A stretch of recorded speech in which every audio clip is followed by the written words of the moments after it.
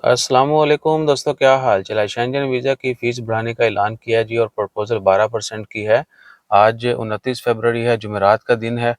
जो है ना, यूरोपीय यूनियन उन्होंने प्रपोज़ल दी है कि शेंजन वीज़ा की फ़ीस 12% बढ़ा दी जाए। तो आप देख लीजिएगा, जिस मुल्क की भी जितनी फ़ीस है उसमें अब 12% आपको ज़्यादा पे करना पड़ेगी। और उन्होंने जो डेट दी है वो है, अल्लाह आपका भला करे, 1 मार्च 2024, यानी 1 मार्च 2024 से जो है, ठीक है जी। और इसमें क्या है कि 1 मार्च 2024 से ऑनवर्ड शेंजन वीज़ा की फ़ीस में 12% इजाफे की प्रपोज़ल है।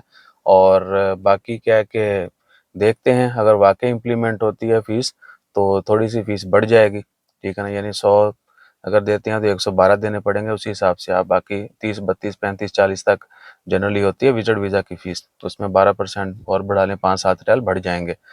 बच्चों की फ़ीस में भी इजाफा होगा, और सभी वीज़ा की, यानी जो भी वीज़ा है विजिट वीज़ा, उसमें 12% इंक्रीज़ होगा। और उसके बाद एक और भी चीज़ है कि ऑनलाइन स्टिकर वीज़ा जो है वो बहुत जल्द ख़त्म होने जा रहा है शेंजन का, और सिर्फ ई वीज़ा मिला करेगा। और एक और ख़बर भी थी, वो है जी, वीएफएस से सब कुछ न थी। आपको वीएफएस जाना या ऑनलाइन भी उनकी असिस्टेंट कुछ नहीं रिक्वायर्ड। आपने घर बैठे जैसे भी जहाँ से भी ऑनलाइन आप कर सकेंगे। सही है जी।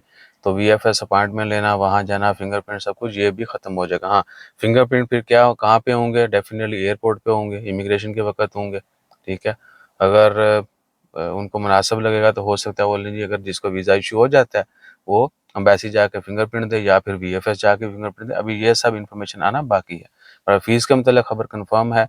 और ई वीज़ा के मतलब भी उसका स्टार्ट होना बाकी है, और बाकी जो कह लेंगे क्राइटेरिया वो आना बाकी है।